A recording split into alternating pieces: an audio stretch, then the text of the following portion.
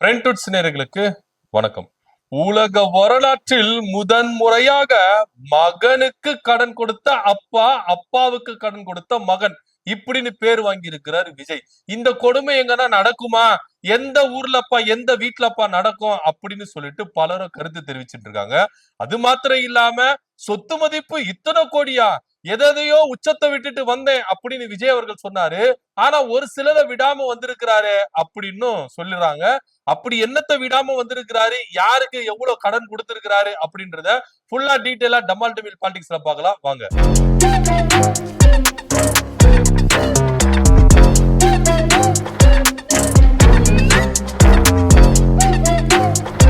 தேர்தல் பிரச்சாரம் ரொம்ப சூடு பிடிச்சிருச்சு. இந்த டைம்ல ஒவ்வொரு தலைவர்களும் தங்களுடைய பிரச்சாரங்களை ஸ்டார்ட் பண்ணிட்டாங்க. தன்னுடைய கூட்டணி கட்சி தலைவர்கள், அது மாத்திரம் இல்லாம தன்னுடைய வேட்பாளர்கள் எல்லாரும் ஆதரிச்சு திமுக, அதிமுக மற்ற கட்சியினர் எல்லாருமே என்ன பண்ணிட்டாங்க, பரப்புரையில மேற்கொண்டாங்க.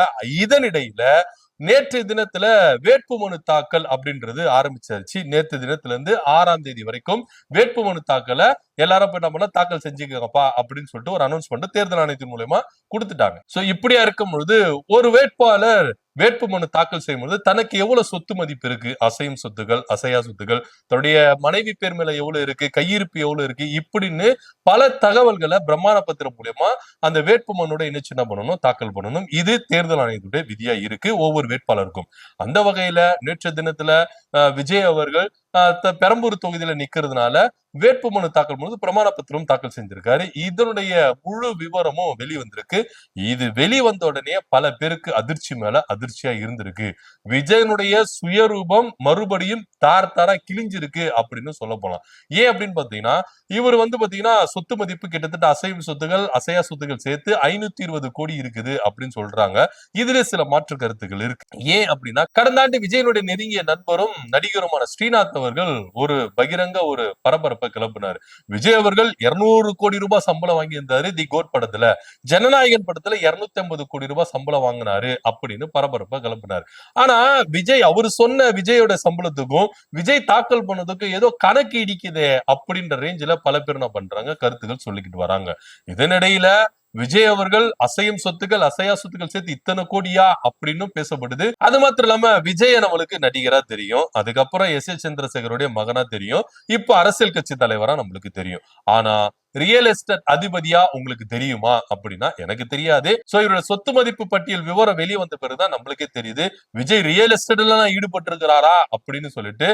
ஜெயா ப்ராப்பர்ட்டிஸ் அப்படின்ற ஒரு ரியல் எஸ்டேட் கம்பெனியும் அவர் நடத்துறாரு. இதற்கு இயக்குனரா யாரு இருக்கிறா அப்படின்னு பாத்தீங்கன்னா, தன்னுடைய ஆஸ்தான டிரைவர், 30 வருஷமா இருந்த டிரைவர் இதற்கு என்ன பண்றாரு, ஒரு பொறுப்பாளரா இருக்கிறாரு. இவருடைய மகனுக்கு தான் விஜய் அவர்கள் சீட்டு கொடுத்தாரு அப்படின்னு பேசப்படுது.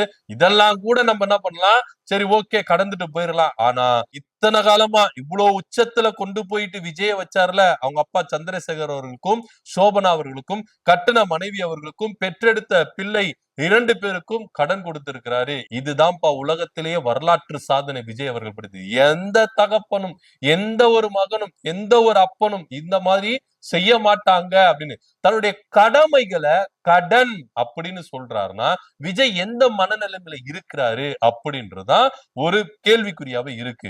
சந்திரசேகர் அவர்களுக்கு 3 கோடி ரூபாய் கடன் கொடுத்திருக்கிறாரு. இது மாத்திரம் இல்லாம சோபனா அவர்களுக்கு 87 லட்சம் கடன் கொடுத்திருக்கிறாரு. தன்னுடைய மனைவிக்கு 12 கோடி கடன் கொடுத்திருக்கிறாரு. மகன் ஜெய்சன் சஞ்சய்க்கு 8 லட்சம் ரூபாய் கடன் கொடுத்திருக்கிறாரு. மகள் சாஷாவுக்கு 4 லட்சம் ரூபாய் கடன் கொடுத்திருக்கிறாரு அப்படின்னு அந்த பத்திரத்துல விஜய் அவர்கள் தாக்கல் பண்ணி இருக்கிறாருங்க. இது நானா சொல்லல, விஜய் அவர்கள் தான் சொல்லி இருக்கிறாரு. சோ ஆக மொத்த இங்க விஜய் அவர்கள் இவங்களுக்கு எல்லாம் கடன் கொடுத்திருக்கிறாரு அப்படின்னு தான் ரொம்பவே பேசப்படுது. யாராவது இப்படி பண்ணுவாங்களா?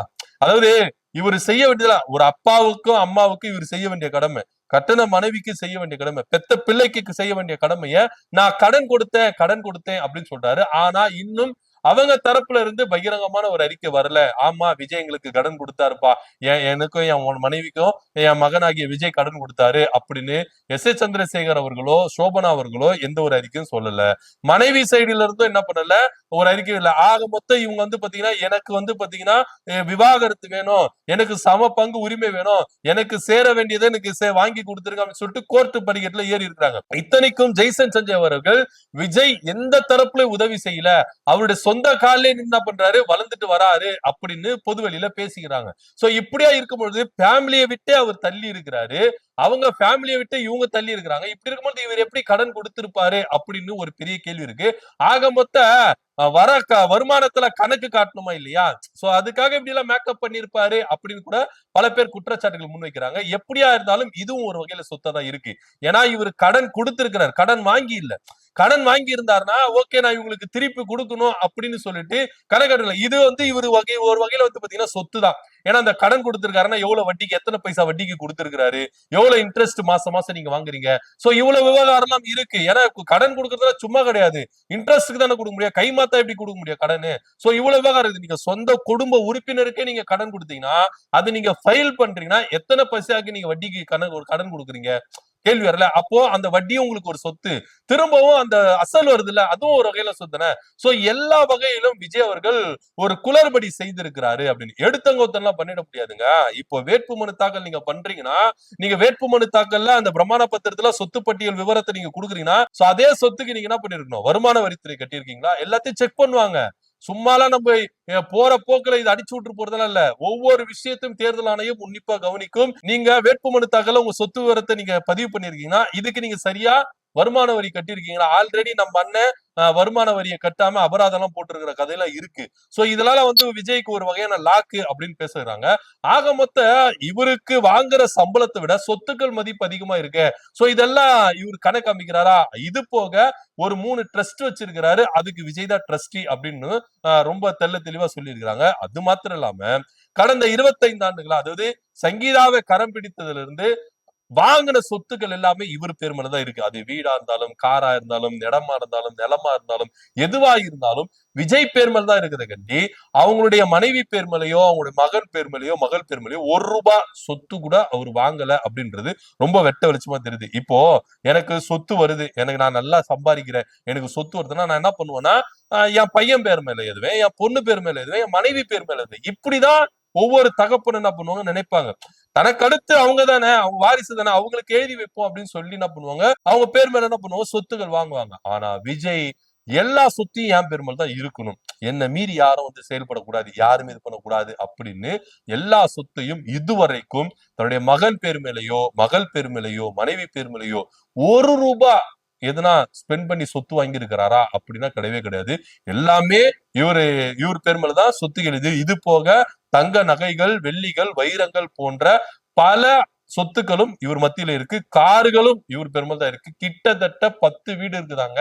அந்த 10 வீடும் விஜய் பேர் மேல் தான் இருக்கு. ஒரு வீடு கூட அவங்க அப்பா பேர் மேலேயோ, அவங்க அம்மா பேர் மேலேயோ, அவங்க மனைவி பேர் மேலேயோ இல்ல விஜயுடைய மகன் பேர் இல்ல அப்படின்றத ரொம்ப டீட்டெயிலா சொல்லுது. எல்லாரும் கேட்கலாம், அணில் குஞ்சுகள், தற்கூரிகள் போன்றவங்க எல்லாருமே கேட்கலாம், எப்பா ஊர்ல உலகத்துல இல்லாத தலைவர்களை என் தலைவர் செஞ்சுட்டாரு அப்படின்னு எல்லாருமே கேட்கலாம். ஆனா ஏன் நம்ம விஜய் சொத்து பட்டியலை மட்டும் எடுத்து பேசுறோம் அப்படின்னா, இதே விஜயோட திருவாயாலதான் சொன்னாரு, நான் புகழின் உச்சத்தை விட்டுட்டு வரேன், சினிமாவுல எவ்வளவு உச்சத்துல இருந்தேன், அதை விட்டுட்டு வந்தேன், சினிமால நான் கோடி கோடியா சம்பாதிச்சிருந்தேன், அதெல்லாம் உதறி தள்ளிட்டு எனக்கு பணம்லாம் ஒரு முக்கிய மேட்டர் கிடையாது, மக்கள் தான் எனக்கு விஷயமே, மக்களுக்கு நான் நன்றி கடன் செலுத்துக்கு வரேன், மக்களை பாதுகாத்துக்கு வரேன், இங்க திமுகவோ அதிமுகவோ மக்களுக்கு நல்லது செய்யல, நான் தான் நல்லது செய்ய போறேன், நான் எல்லாத்தையும் விட்டுட்டு வரேன் அப்படின்னு சொன்ன விஜய் கூட இவ்வளவு சொத்து பத்துகளையும் என்ன பண்றாரு, விட்டு கொடுக்காம கூடையே கூட்டிட்டு வர்றாரு. இவருதான் மக்களுடைய நலன்ல பாதுகாக்க போறாரா அப்படின்னு.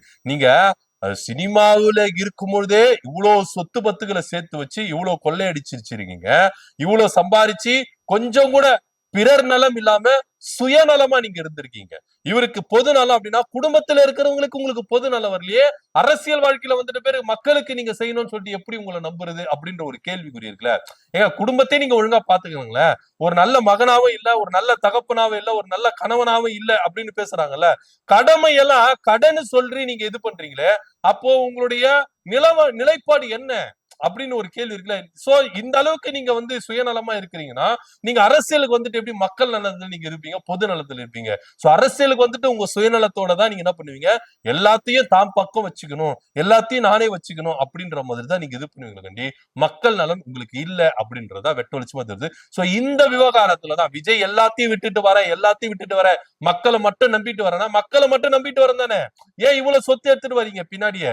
ஏன் இவ்வளவு சொத்து பத்துகளையும் எல்லாத்தையும் நீங்க எடுத்துட்டு வரீங்க? உங்க மகனுக்கு கொடுத்தத கடமை, பெத்த பிள்ளைக்கு செய்ய வேண்டியதெல்லாம் நான் கடன் சொல்றீங்கன்னா எந்த விதத்துல? இதுல இன்னொரு விஷயம் என்னன்னா, இவங்க குடும்பத்தார் எல்லாருமே பொதுவெளியில வந்து வாயை திறந்ததான் விஜய் சொல்றது உண்மையா பொய்யா அப்படின்றது ரொம்ப வெட்ட வெளிச்சமா தெரியும். ஏன்னா தன்னுடைய உரிமைகளுக்காக சங்கீதா அவர்கள் போராடிட்டு இருக்காங்க. சோ அப்பா எந்த ஹெல்ப்பும் பண்ணல அப்படின்னு சொல்லிட்டு ஜெய்சன் சஞ்சய் என்ன பண்றாரு, தனியா வாழ்ந்துட்டு இருக்கிறாரு, மகளும் தனியா வாழ்ந்துட்டு இருக்காங்க. சோ இப்படியே இருக்கும் பொழுது எல்லாவற்றையும் விஜய் செய்தார் செய்தார் செய்தார் செய்தார் அப்படின்றது சுத்தமான பொய் அப்படின்றதா ரொம்ப வெட்ட வெளிச்சமா இருக்கு. இன்னைக்கு விஜயனுடைய சுயரூபம் எல்லாமே ரொம்ப வெளிச்சமா வந்துருச்சு, அவ்வளவுதான்.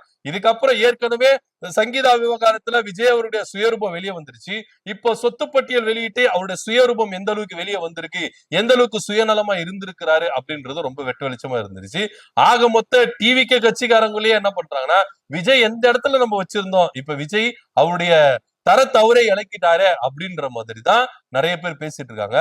இதெல்லாம் ஏன்னா இப்ப தேர்தல் ஆணையமும் ஒரு பக்கம் கவனிக்குது, சரி ஓகே, வருமான வரித்துறை ஒரு பக்கம் கவனிக்கும் எந்தெந்த தலைவர்கள் எவ்வளவு சொத்து பட்டியல இங்க அறிக்கையா தாக்கல் பண்றாங்க அப்படின்னு சொல்லிட்டு. சோ அந்த சொத்து மதிப்புக்கு அவங்க வருமான வரி கட்டிருக்காங்க, எல்லாருக்கும் போகும், சும்மாலாம் கிடையாது. தேர்தல் ஆணையத்துல நம்ம வேட்புமனு தாக்கல் போது எதனா ஒண்ணு செஞ்சு பண்ணிடலாம் அப்படிலாம் கிடையவே கிடையாது. எல்லாத்துக்கும் எவிடன்ஸ் இருக்கணும். நீங்க வந்து பாத்தீங்கன்னா ஐடி ஃபைல் பண்ணிருக்கீங்களா, எல்லாத்தையும் டீட்டெயிலா பண்ணுவாங்க. இதுல சின்னதா எதனா ஒரு மிஸ்டேக்னா கூட வேட்புமனு ரிஜெக்ட் ஆகுறது கூட வாய்ப்புகள் உண்டு அப்படின்றதுதான் விதிமுறைகளும் இருக்கு, கல யதார்த்தமா இருக்கு.